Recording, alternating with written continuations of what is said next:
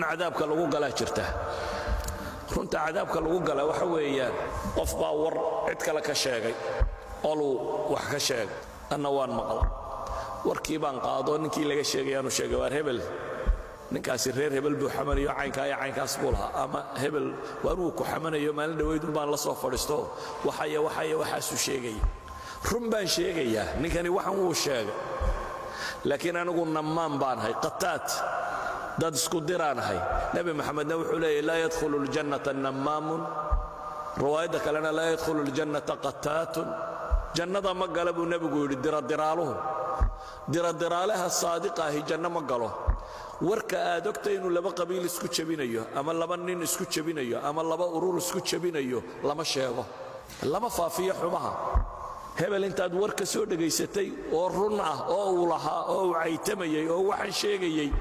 satri baa lagaaga baahay inaad qariso